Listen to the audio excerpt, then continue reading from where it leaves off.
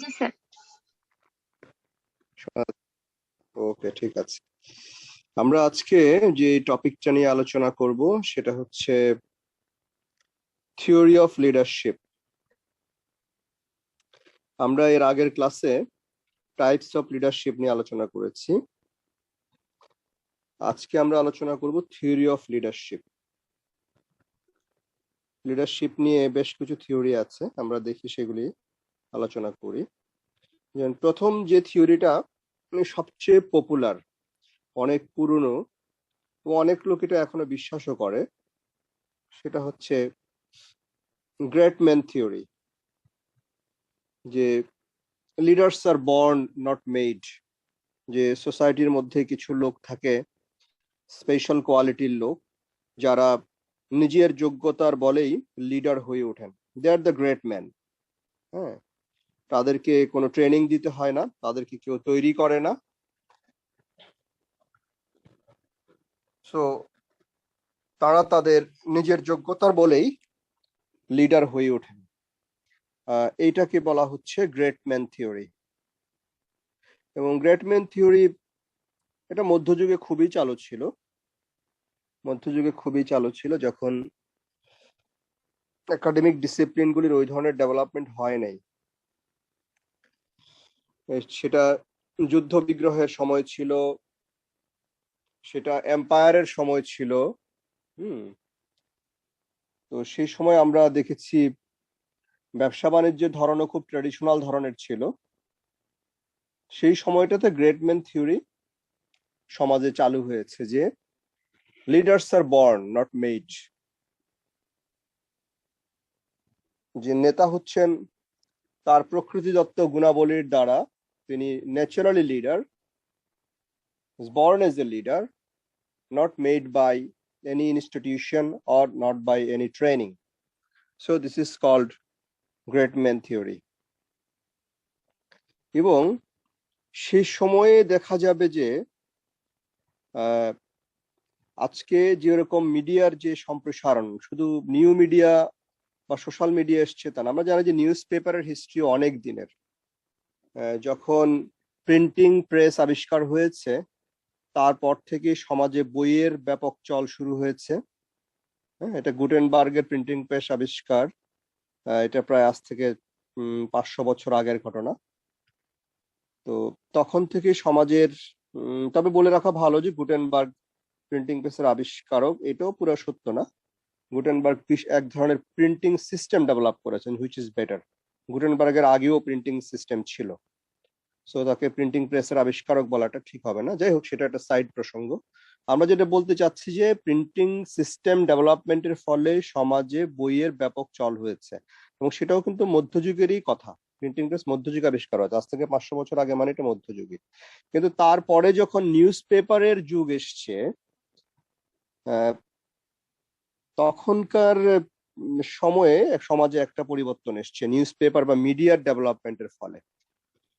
Media ডেভেলপমেন্টের আগে সমাজে কারা বিখ্যাত হতেন? সমাজে স্টার বলতে যাদেরকে বোঝানো হতো তারা ছিল হয় রাজনৈতিক নেতা, অর্থাৎ মধ্যযুগের রাজতন্ত্রের মধ্যেও রাজনীতি ছিল, প্রাসাদ রাজনীতি ছিল। আবার এম্পায়ারের যুগেও গণরাজনীতির কিছুটা অস্তিত্ব ছিল, কোনো সন্দেহ নেই। আমরা রোমান এম্পায়ারের মধ্যে জনগণের মধ্যে রাজনীতির অস্তিত্ব পাই।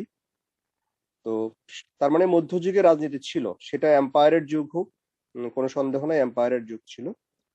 রাষ্ট্র মাত্র গঠিত হতে শুরু করেছিল আস্তে আস্তে, অল্প অল্প করে, কিন্তু মেইনলি এটা এজ অফ এম্পায়ার অ্যাকচুয়ালি। তো সে সময় যারা বিখ্যাত হতেন তারা অধিকাংশ ছিলেন রাজনৈতিক নেতা কিংবা ডাকাত। তো রাজনৈতিক নেতা হতে গেলে সে সময় ইনহারেন্ট কোয়ালিটি থাকা লাগতো, এটাই মানুষ বিশ্বাস করতো যে একজন যে আমাদের নেতা হয়ে উঠেছেন, হ্যাঁ, সেটা জুলিয়াস সিজার হোক, সেটা মার্ক অ্যান্টনি হোক, বা যেই হোক না কেন, নাটকের চরিত্র হোক আর বাস্তব চরিত্র হোক, তো যার যে আমার নেতা হয়ে উঠেছেন তিনি আসলে ইনহারেন্ট গড গিফটেড কোয়ালিটির বদৌলতেই তিনি আমার নেতা হয়ে উঠেছেন। সো মিডিয়া আসার আগে সমাজে দুই শ্রেণীর লোক বিখ্যাত হতেন জনসমাজে। এক শ্রেণীর লোক হচ্ছেন রাজনীতিবিদ, আরেক শ্রেণীর লোক ছিল তখন দস্যুতার প্রচলন ছিল।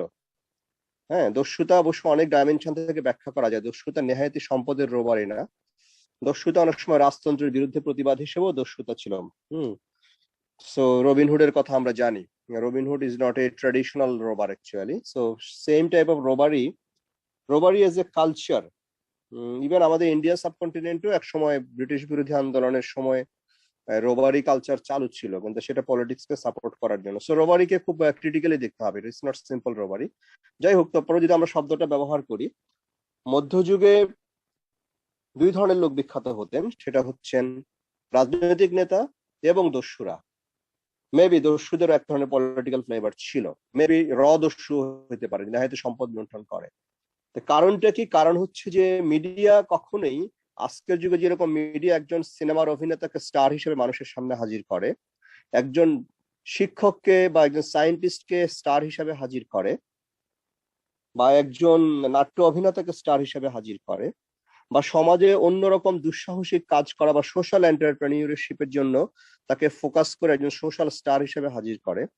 মধ্যযুগের স্টার বলতে মিন করা হতো রাজা, দ্যাট মিনস যিনি যুদ্ধ জয় করে এসছেন, অথবা দস্যুকে মিন করা হতো। এর বাইরে কারো পক্ষে স্টার হওয়া সম্ভব ছিল না, কারণ সেটা মিডিয়ার যুগ ছিল না, তখন মিডিয়া সোসাইটিকে ফ্লারিশ করে নাই। নিউজ পেপারই ছিল না মধ্যযুগে, বইয়ের প্রচলন ছিল, এটা সত্য। এবং সেই বইয়ের মধ্যে কোনো কোনো রাজার বয়ান কিংবা কোনো কোনো দস্যুর বয়ান আছে, এটা আমরা জানি, পুরনো সাহিত্যে সেটা পাওয়া যায়।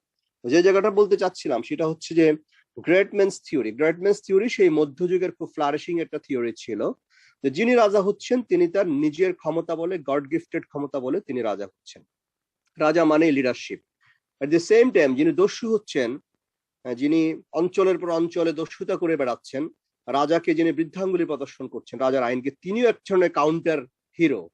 সেই কাউন্টার হিরোকেও জনগণ মনে করতো যে সে তার যোগ্যতা বলেই এত বড় দস্যু। যেমন গৌতম বুদ্ধের সময় একজন বিখ্যাত দস্যু ছিলেন, তার নাম ছিল অঙ্গুলিমাল। বিশাল দস্যু সে। হ্যাঁ, তার সাথে গৌতম বুদ্ধের এনকাউন্টার হয়েছিল। বুদ্ধ ছিলেন শান্তিবাদী মানুষ, হি ম্যানেজড, তাকে তিনি বুঝাতে সক্ষম হয়েছেন। গৌতম বুদ্ধের মতো বড় একটা ফিগারের জীবনী যখন আমরা পড়তে যাই, যখন বায়োগ্রাফি যখন আমরা পড়তে যাই, আমরা দেখতে পাই যে ওনার সমসাময়িক কালে একজন দস্যুর নাম চলে আসে। সেই দস্যুর নাম হচ্ছে অঙ্গুলিমাল।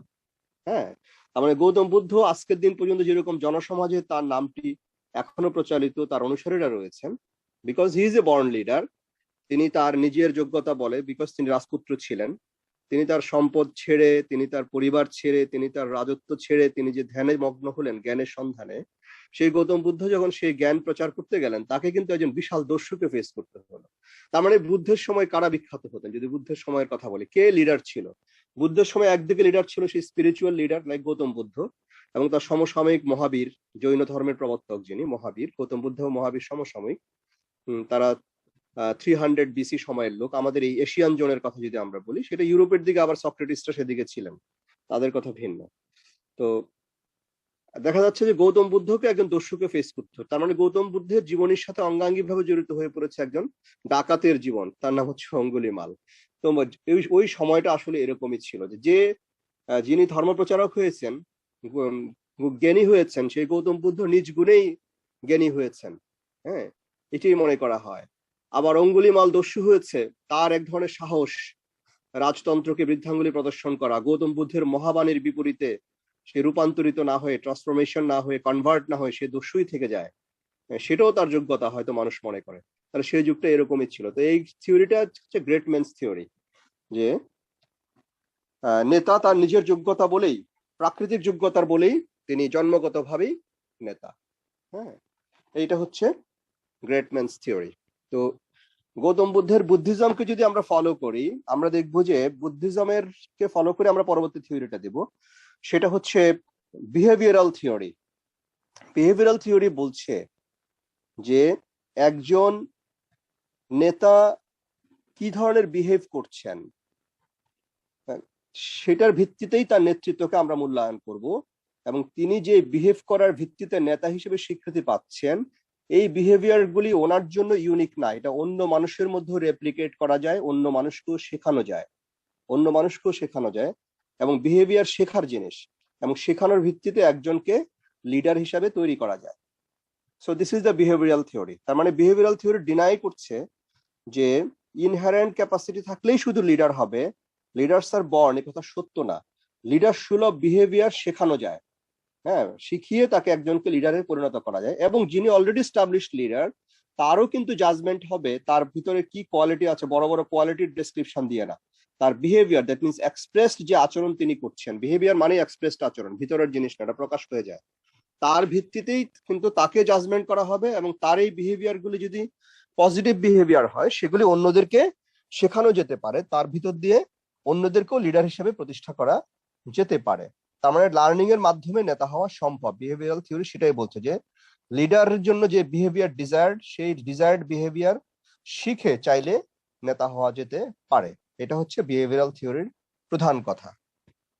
এবং নেতাকে জাজমেন্ট করা হবে তার এক্সপ্রেসড বিহেভিয়ার দিয়ে। তার মানে একজন মানুষ যে ধরনের নেতা হতে চাইবেন, আমরা গত ক্লাসে বেশ কয়েক ধরনের নেতৃত্বের কথা বলেছি।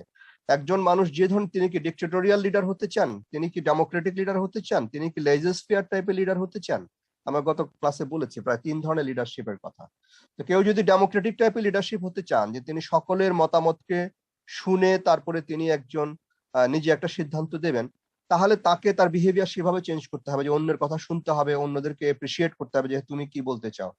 তার মানে বিহেভিয়ারাল থিওরির মধ্যে এটা আছে যে এখন কেউ যদি মনে করে যে না, আমার কাজের ধারা অনুযায়ী আমাকে ডিক্টেটোরিয়াল অ্যাটিটিউড শো করতে হবে, অথরিটেরিয়ান লিডার আমাকে হয়ে উঠতে হবে, তাহলে তিনি আবার চিন্তা করবেন যে আমাকে ওইভাবে বিহেভ করতে হবে।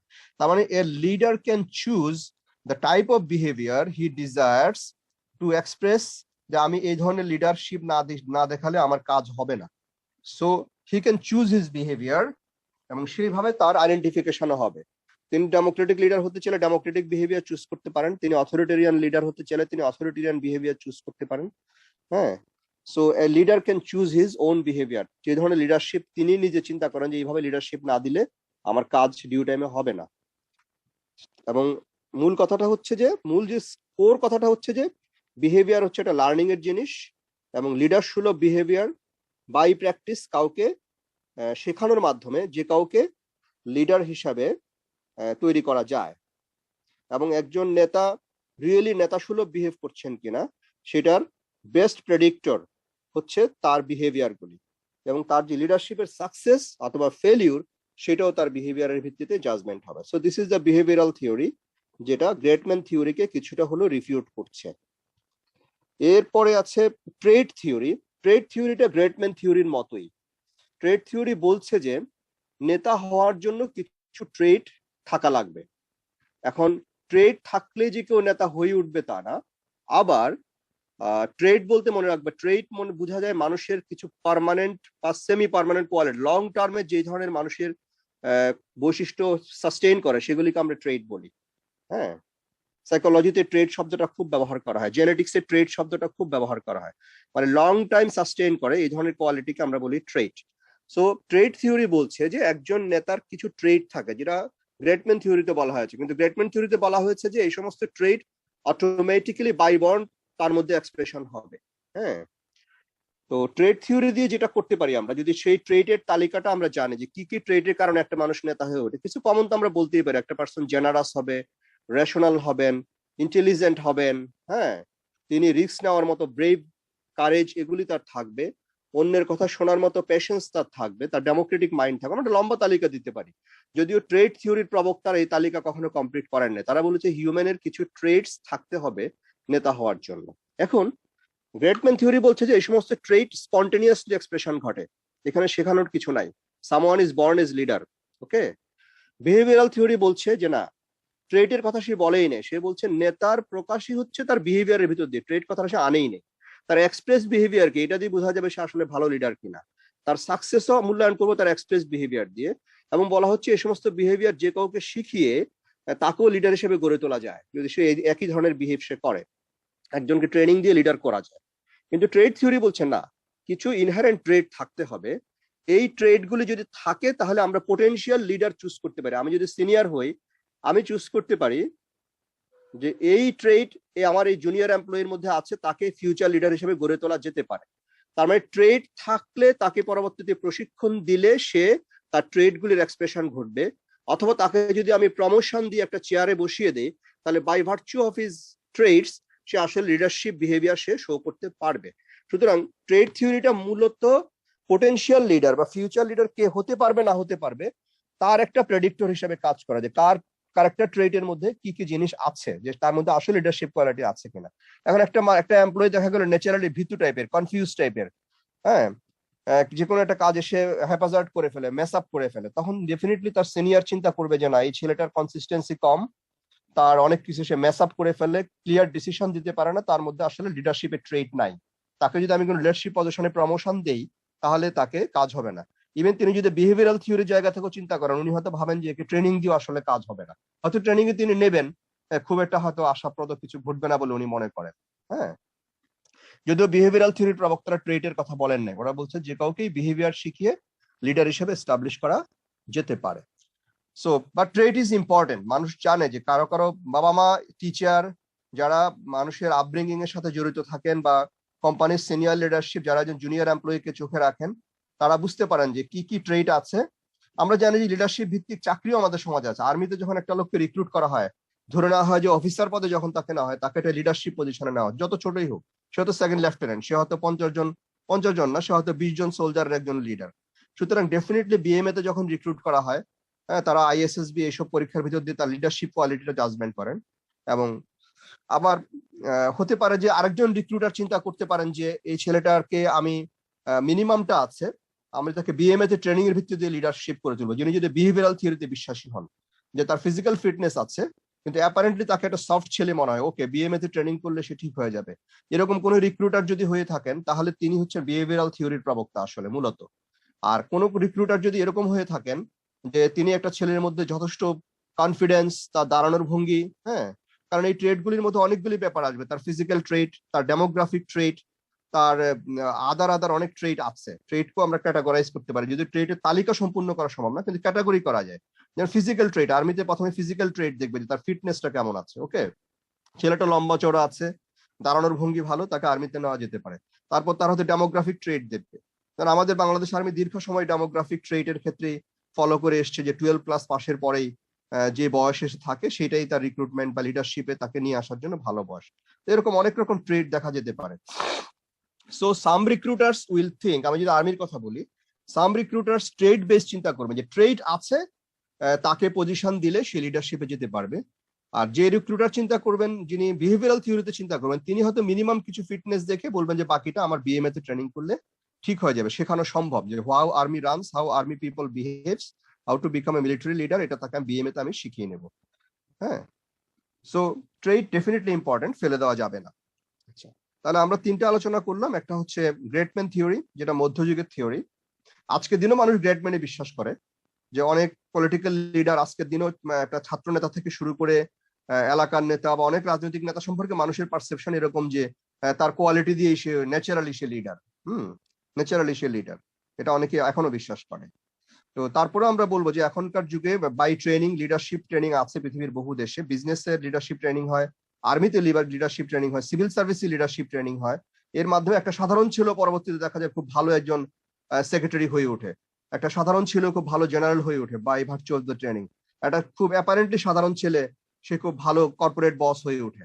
তো এটা বিহেভিয়ারাল থিওরিরই কিন্তু অ্যাপ্লিকেশন, বুঝাই যায়। Is very soft guy apparently, but আর্মিতে যাওয়ার পরে তার পারফরমেন্স দিয়ে সে একটা সময় জেনারেল হয়ে গেছে, বাট এখনো সে দেখা যায় খুব সফট স্পোকেন, সে মোটো একটা হার্শ মানুষ না। তার মানে লিডারশিপের সে শিখে নিয়েছে how to behave as a leader. তো সো আমরা এই তিনটা থিওরি আলোচনা করলাম।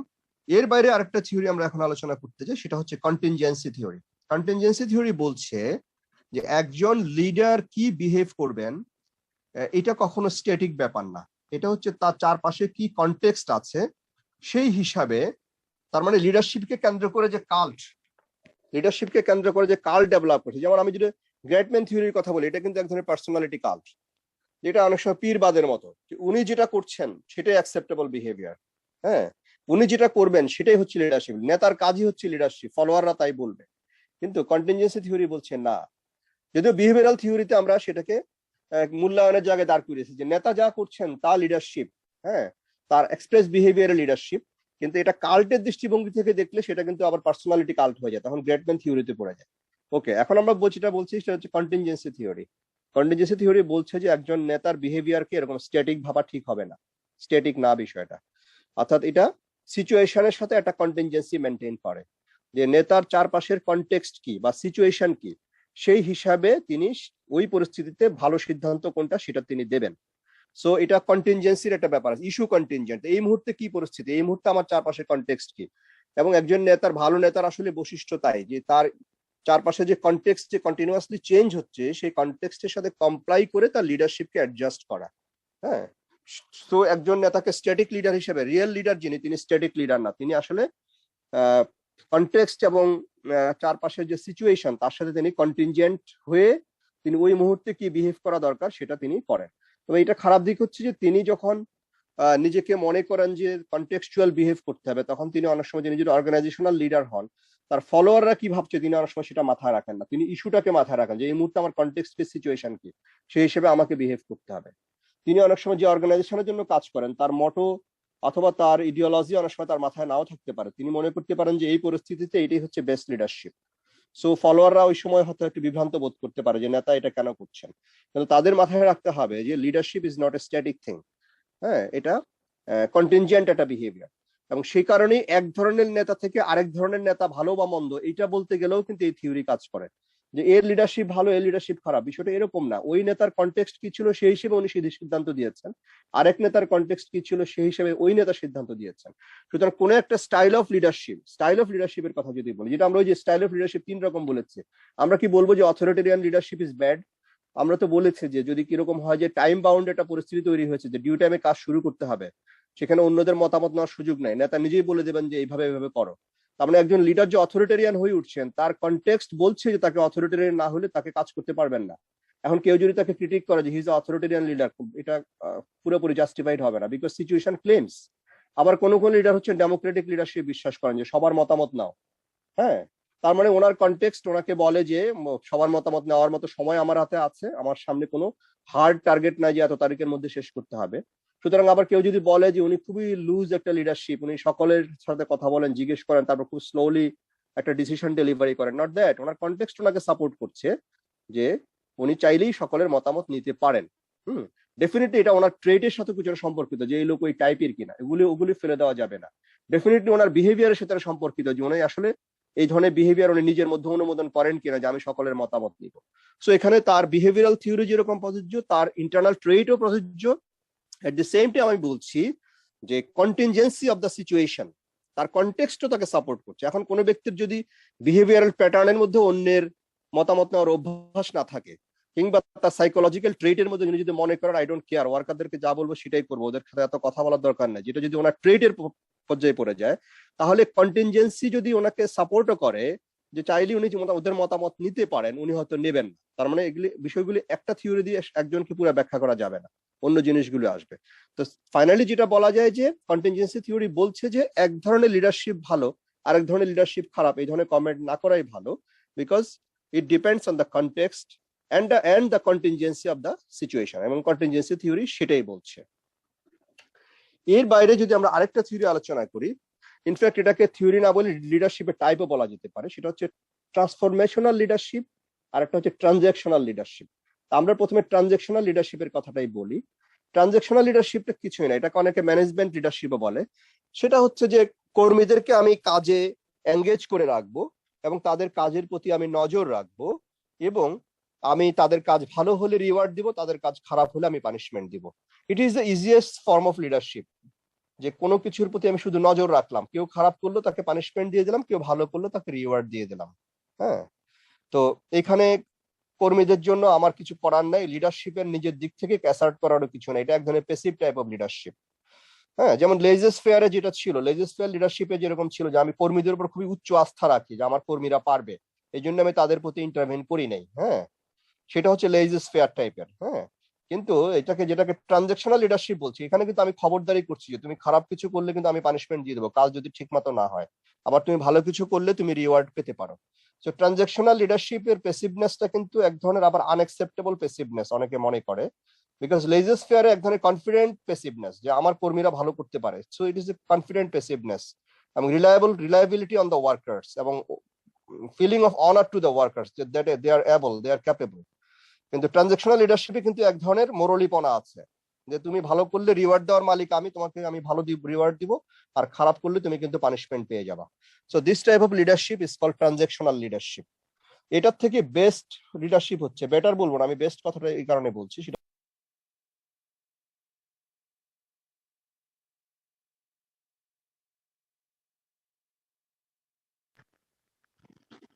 হ্যালো হ্যালো জি স্যার, জি স্যার শুনতে ওকে পাচ্ছি। আমরা আমরা তাহলে ক্লাসটা আবার শুরু করছি। আমরা বলছিলাম লিডারশিপের দুইটা ক্যাটাগরির কথা। একটা হচ্ছে ট্রান্সফরমেশনাল লিডারশিপ, আমরা এখন যেটা আলোচনা করব ট্রান্সফরমেশনাল। আগে ছিল ট্রানজেকশনাল লিডারশিপের কথা আমরা একটু আগে বলেছি, যেটা রিওয়ার্ড এবং পানিশমেন্ট, হ্যাঁ, এবং এটা খুব সিম্পল টাইপের এবং এক ধরনের মনিটরিং টাইপের লিডারশিপ। বেস্ট লিডারশিপ হচ্ছে ট্রান্সফরমেশনাল লিডারশিপ। কেন বেস্ট বলছি এই কারণে যে ট্রান্সফরমেশনাল লিডারশিপ হচ্ছে রিয়েলি মেন্টরশিপ, যে আমার সাথে যারা কাজ করবেন তাদের মধ্যে আমি এমন ভাবে তাদের অ্যাটিটিউড এবং বিহেভিয়ারকে চেঞ্জ করব যে তারা ন্যাচারালি আমাকে ফলো করতে বাধ্য হবে। তাদের রেসপেক্টের জায়গা থেকে তাদের এলিজিয়েন্সটা এমন ভাবে ডেভেলপ করব আমি, এবং তাদের মধ্যে এমন কিছু চেঞ্জ আমি করব তারা আমাকে ন্যাচারালি ফলো করবে। এই ধরনের লিডারশিপকে বলা হচ্ছে ট্রান্সফরমেশনাল লিডার। এখন ট্রান্সফরমেশনাল লিডার হয়ে ওঠা কিন্তু আসলে সহজ ব্যাপার না, এটা কঠিন একটা ব্যাপার। তো ট্রান্সফরমেশনাল লিডারশিপ যদি কেউ চর্চা করতে চায়, কোনো একজন লিডার, বিজনেস লিডার বা যে কোনো সেক্টরের কোনো লিডারশিপ যদি চিন্তা করে যে আমি আমার ওয়ার্কারদের মনোজাগতিক পরিবর্তন করব, যাতে করে তারা কাজের দিকে, তাদের অ্যাসাইনমেন্টের দিকে তারা ন্যাচারালি অ্যালাইন থাকবে এবং আমার দিকেও তারা অ্যালাইন থাকবে, সেখানে ট্রানজেকশনাল লিডারশিপের মতো রিওয়ার্ড এবং পানিশমেন্টকে আমি কখনো আটারলি বলবো না এটা। কিন্তু যে কোনো কাজে ডেফিনেটলি রিওয়ার্ড এবং পানিশমেন্ট থাকবেই। আমরা পারফরমেন্স অ্যাপ্রাইজাল পড়েছি, কোনো একটা অর্গানাইজেশনের পারফরমেন্স অ্যাপ্রাইজাল হবেই, কিন্তু ডে টু ডে আমাকে আমার কাজ যে তারা আমার হয়ে যে তারা কাজ করছেন, ডেফিনেটলি তাদের মনোজগতে একটা পজিটিভ চেঞ্জ নিয়ে আসতে হবে। সেই পজিটিভ চেঞ্জের ফলে তারা কাজ করতে বিরক্ত বোধ করবে না, তারা লিডারশিপের প্রতি তাদের কোনো কমোশন থাকবে না, তারা মনে করবে ন্যাচারালি আমরা তাকে ফলো করছি, তার কথা শুনতে আমাদের ভালো লাগছে। সো এই যে মেন্টরশিপ বেস যে লিডার, এটাকে বলা হচ্ছে transformational leader. That means I am transforming the people with me. যারা আমার সাথে কাজ করছেন তাদের মনোজাগতিক পরিবর্তনের জন্য আমি কাজ করছি, এবং এটা দীর্ঘমেয়াদী, এটা ফার রিচিং এফেক্ট তাদের মনোজগতে থেকে যাবে। Even if they leave the organisation, তাদের মনে থাকবে যে আমরা ওনার সাথে কাজ করেছিলাম, এবং তাদের এই পরিবর্তন অনেক সময় দেখা যাবে তাদের অন্য কর্মক্ষেত্রে কাজ করতে গিয়ে হয়তো তারা এই অর্গানাইজেশন ছেড়ে দেবেন, কিন্তু অন্য জায়গায় কাজ করতে গিয়ে এই ট্রান্সফরমেশন তাদেরকে পজিটিভলি হেল্প করবে। সো এই ধরনের লিডারশিপই হচ্ছে আসলে বেস্ট লিডারশিপ, যেটাকে আমরা ট্রান্সফরমেশনাল লিডারশিপ বলছি। আর লিডারশিপ ডেভেলপমেন্টের ক্ষেত্রে বেস্ট হচ্ছে বিহেভিয়ারাল অ্যাপ্রোচে যাওয়া লিডারশিপ ডেভেলপমেন্টের ক্ষেত্রে, যে হ্যাঁ, লিডারকে ট্রেনিং দিয়ে নির্দিষ্ট বিহেভিয়ারাল প্যাটার্ন তাকে শিখিয়ে তাকে লিডার করে গড়ে তোলা যায়। এটা আধুনিক যুগে অবশ্যই আমরা এই কথাটাই বলবো, কারণ প্রত্যেক মানুষের ইনার পোটেনশিয়ালের উপর আমাদের আস্থা রাখতে হবে। আর ট্রেড থিওরি যেটা বললাম, ট্রেড থিওরি হচ্ছে পসিবল লিডার কে হতে পারে সেইটা রিক্রুট করার ক্ষেত্রে আমার একটা ইয়ারডিস্টিক হতে পারে, যে কাদের মধ্যে দেখা যাচ্ছে যে কিছু কিছু কোয়ালিটি আছে যেটা লিডারশিপ কোয়ালিটি, যেটা অ্যাভারেজ ওয়ার্কার্স কোয়ালিটি না। সো তাহলে আমরা আজকে যে থিওরিগুলি পড়লাম, তো ফার্স্ট ওয়ান ইজ হচ্ছে গ্রেট ম্যান থিওরি, যেটা মধ্যযুগ থেকে চালু আছে, এখনকার সময় কেউ কেউ এটা বিশ্বাস করেন। সেকেন্ড হচ্ছে বিহেভিয়ারাল থিওরি। থার্ড হচ্ছে ট্রেড থিওরি। তারপর হচ্ছে ট্রানজেকশনাল থিওরি। তারপর আমরা পড়লাম ট্রান্সফরমেশনাল থিওরি। এছাড়া লিডারশিপের আরো অনেক থিওরি আছে, আমরা বেশ কিছু থিওরি পড়লাম, এবং এই থিওরিগুলির মাধ্যমে আমরা দুটো কাজ করতে পারি। অলরেডি বলা হয়েছে, কখনো কখনো কোনো ব্যক্তির লিডারশিপ পারফরমেন্স আমরা মূল্যায়ন করতে পারি, কখনো কখনো আমরা পোটেনশিয়াল লিডার আইডেন্টিফাই করতে পারি, কখনো কখনো আমরা লিডারশিপ ট্রেনিং এর ব্যবস্থা করতে পারি, দ্যাট মিনস বিহেভিয়ারাল ট্রেনিং, যার মাধ্যমে লিডার গড়ে তোলা যায়। আবার কখনো কখনো আমরা যেটা করতে পারি সেটা হচ্ছে মানুষের মধ্যে, নিজের ওয়ার্কারদের মধ্যে ট্রান্সফরমেশন ঘটিয়ে তাকে কি করে ন্যাচারালি কাজের দিকে প্রলুব্ধ করা যায় এবং উইদাউট মেন্টাল স্ট্রেস, হ্যাঁ, সেইটা আমরা করতে পারি। এবং তারপরে যেটা বলা হয়েছে যে এই সমস্ত কিছুর ক্ষেত্রে একটা জিনিস মাথায় রাখতে হবে যে কোনো একটা লিডারশিপ স্টাইল অন্য লিডারশিপ স্টাইলের থেকে ভালো বা মন্দ এটা বলার আগে ধরে মনে রাখতে হবে যে আমাদের পিছনে কন্টিনজেন্সি থিওরি বা কন্টিনজেন্ট থিওরিও কাজ করে, যে একজন লিডার যে এই লিডারশিপ ফলো করছেন তার চারপাশের কনটেক্সট এবং সিচুয়েশনাল কন্টিনজেন্সি তাকে সেটা বাধ্য করছে যে এই ধরনের লিডারশিপই এই মুহূর্তে প্রযোজ্য। So some style of leadership is good and some style of leadership is bad, এই কথা না বলে এটা রিলেটিভ কম্পারেটিভ স্টাডির দিকে আমাদেরকে যেতে হবে। তো এই হচ্ছে মোটামুটি লিডারশিপ থিওরি সম্পর্কে আমাদের সামারি। এখন আমরা চাইলে ওয়ার্ল্ডের বড় বড় লিডার যারা আছেন, বিজনেস লিডার হোক আর পলিটিক্যাল লিডার হোক, আমরা তাদেরকে মূল্যায়ন করতে পারি এই সমস্ত থিওরির আলোকে। তার মধ্যে একটা কথা আমি বলে রাখা ভালো, সেটা হচ্ছে আমরা যে বুদ্ধিজমের কথা আলোচনা করছিলাম, যে বুদ্ধিজমের মধ্যে দুটো স্কুল আছে, একটাকে বলে হীনযানী মতবাদ আর একটাকে বলে মহাযানী মতবাদ।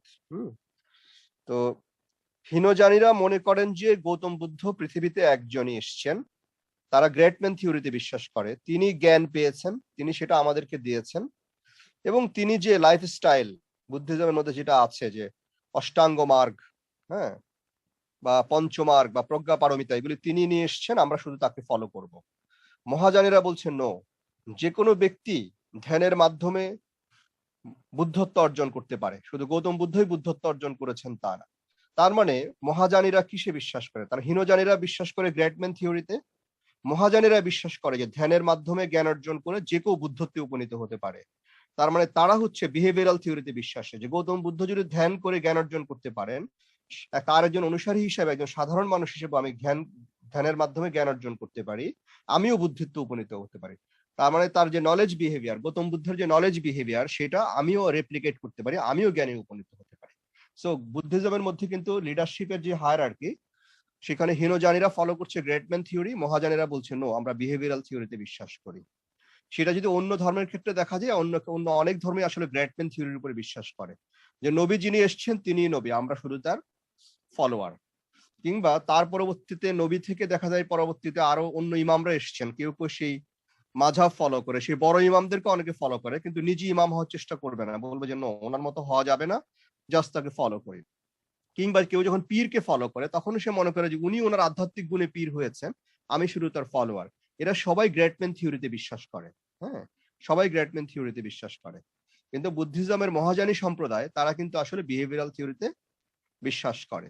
আবার বুদ্ধিজমের আরেকটা, আমি যদি ধর্ম নিয়ে আলোচনা করছি এখানে, এগুলি কিন্তু বিজনেস অর্গানাইজেশনের ক্ষেত্রে প্রযোজ্য, আর্মির ক্ষেত্রে প্রযোজ্য, আমরা একটু আগে আলাপ করেছি, ধর্ম নিয়েও একটু আলাপ করতে চাই, কারণ রিলিজিয়নও একটা বিশাল লিডারশিপ, সোশ্যাল লিডারশিপের ক্ষেত্রে রিলিজিয়নের একটা বিশাল ভূমিকা রয়েছে। যেমন আমরা যদি দালাই লামা সিলেক্ট করার প্রক্রিয়াটাকে অনুসরণ করি, যে কিভাবে, যেমন আজকে যে দালাই লামা আছে, দালাই লামা কিন্তু আসলে একটা পদবী, এই লোকের নাম হচ্ছে তেনজিং গিয়াৎসো।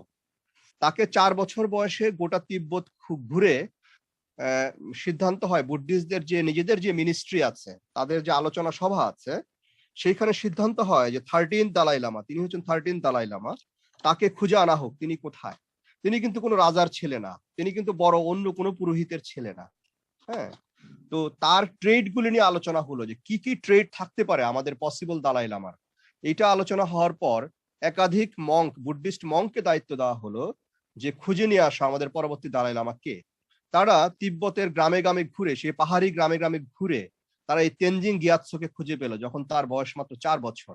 তার মানে এই দালাই লামাকে যে তারা সিলেক্ট করে এনেছে, it is based on trait, it is based on trait. তার পরবর্তীতে এই দালাই লামা 4 বছর বয়সে সেই পোতালা প্রাসাদ, যেটি তিব্বতী বুদ্ধিস্টদের যেটা বিশাল মনস্টারি, এটাকে ওরা প্যালেস বলে, পোতালা প্রাসাদ, সেখানে থাকতে থাকতে সে বুদ্ধিজম সম্পর্কে থিওরিটিক্যাল নলেজ গুলি সে পেয়েছে, রিলিজিয়াস স্ক্রিপ্ট গুলি সে পড়েছে, এবং তার সামনে যখন অন্যরা এসে তাকে তার ন্যাচারাল ট্রেটের জন্য তাকে ওয়ার্শিপ করতে শুরু করেছে বা তাকে রিভিয়ারেন্স শো করতে শুরু করেছে, অটোমেটিক্যালি তার ইন্টারনাল ট্রেট গুলি তখন প্রকাশ হতে শুরু করেছে। And finally at this old age আমরা তাকে পাচ্ছি একজন পারফেক্ট দালাই লামা হিসাবে। So this Dalai Lama is selected by the council of monks, এন্ড তাকে গোটা তিব্বতের গ্রাম খুঁজে বের করে নিয়ে আসা হয়েছে এই ট্রেট কার মধ্যে আছে, হ্যাঁ। সেই ট্রেট ছেলেকে যে 4 বছর বয়সে সিলেক্ট করে মঙ্করা দেখেই বুঝে ফেলেছে এইটাই আমাদের সেই দালাই লামা, কারণ ট্রেড গুলি তাদের মাথায় ছিল, এবং মঙ্করা well trained through spiritual education, যে তারা কারো ফেসের দিকে থেকে বুঝতে পারে যে he is our leader. So এই দালাই লামাকে 4 বছর বয়সে খুঁজে আনা হয়েছে অ্যাকর্ডিং টু ট্রেড, তাকে ব্রট আপ করা হয়েছে পোতালা প্রাসাদের ভিতরে, এবং তিনি তার মাধ্যমে আজকের দালাই লামা হয়ে উঠতে পেরেছেন। তার মানে তারা এখানে ট্রেড থিওরি অ্যাপ্লাই করেছে। সো বুদ্ধিজমের মহাজানীরা বিহেভিয়ারাল থিওরি ফলো করেছে। আবার বুদ্ধিজমেরই আরেকটা সেক্ট হচ্ছে তিব্বতী বুদ্ধিস্টরা, যাদের ক্যাটাগরিটা একেবারেই ভিন্ন। তারা আবার ট্রেড ভিত্তিতে তাদের যে রিলিজিয়াস লিডার বা স্পিরিচুয়াল লিডার দালাই লামাকে নিয়ে এসেছে। আবার একই রিলিজিয়াস লিডারদের কথা যদি আমরা আলোচনা করি, তাদের লিডারদের সাথে তাদের ফলোয়ারদের সম্পর্কটা কি? আমরা জানি ইন এভরি রিলিজিয়ান যিনি লিডার তিনি তার ফলোয়ারদের মধ্যে একটা ট্রান্সফরমেশন ঘটান। এটা হযরত মুহাম্মদ সাল্লাল্লাহু আলাইহি ওয়াসাল্লাম থেকে শুরু করে তার আগে তো গৌতম বুদ্ধ, তার আগে জেসাস ক্রাইস্ট, তারা সবাই তাদের ফলোয়ারদের মধ্যে এক ধরনের ট্রান্সফরমেশন ঘটিয়েছেন যারা তাকে নেচারালি ফলো করেছে। হ্যাঁ, তো এই ট্রান্সফরমেশনের ভিত্তিতেই তারা তার কথা শুনেছে, তারা তাকে ফলো করেছে, এবং তারা অনেক বেশি long sustained leader of the soul হিসাবে তারা হাজার বছর ধরে মানুষের মনের মধ্যে আছেন। একটি কারণ যে তারা তাদের ফলোয়ারদের মনোজগতে ট্রান্সফরমেশন ঘটিয়েছেন। এই ট্রান্সফরমেশনের মধ্যে দিয়ে তারা তাদেরকে অনুসরণ করার জন্য ন্যাচারালি প্ররোচিত করেছেন, কোনো প্রকার ক্ষোভ ছাড়া, কোনো প্রকার মেন্টাল বা সাইকোলজিক্যাল স্ট্রেস ছাড়া। তারা তাদেরকে ফলো করাটাকে নৈতিক দায়িত্ব মনে করেছেন।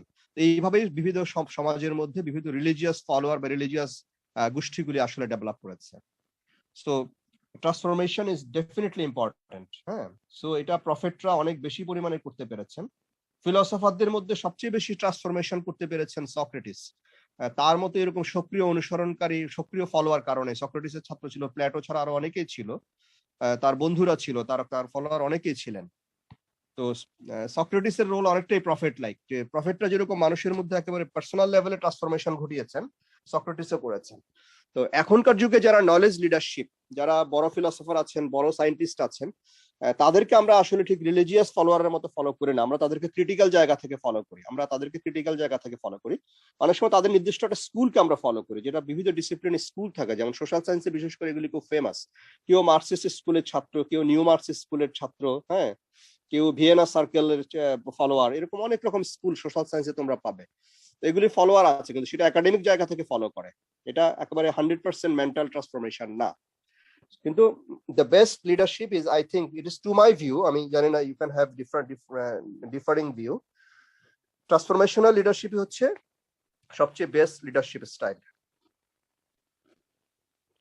তো তাহলে আজকে এই পর্যন্তই থাক। আমি কি বিষয়গুলি আবার রিপিট করবো, টার্মগুলি?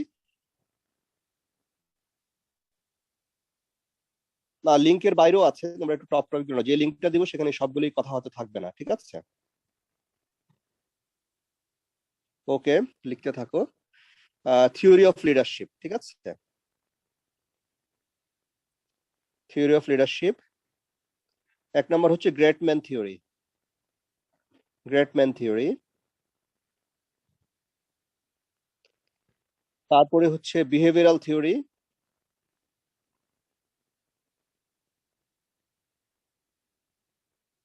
তারপর হচ্ছে কন্টিনজেন্সি থিওরি।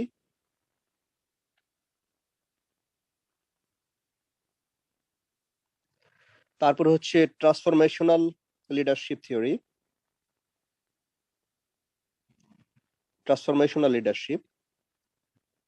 তারপরে হচ্ছে ট্রানজ্যাকশনাল লিডারশিপ।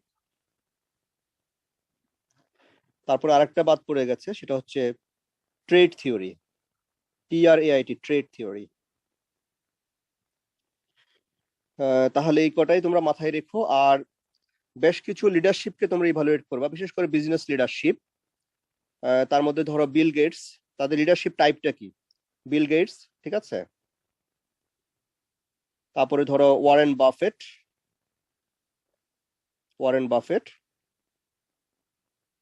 তারপরে ধরো জেফ বেজোস, এরকম বেশ কিছু। তারপরে ধরো মার্ক জুকারবার্গ, এই ধরনের বিজনেস লিডার। তারপর ধরো অনিল আম্বানি, ইয়েস। তারপর ধরো আজিম প্রেমজি, ইনফোসিসের, ঠিক আছে? এদের লিডারশিপ স্টাইলটা অ্যানালাইসিস করবা, ঠিক আছে? তারপরে ফেসবুকের আছে শেরিল শনবার্গ।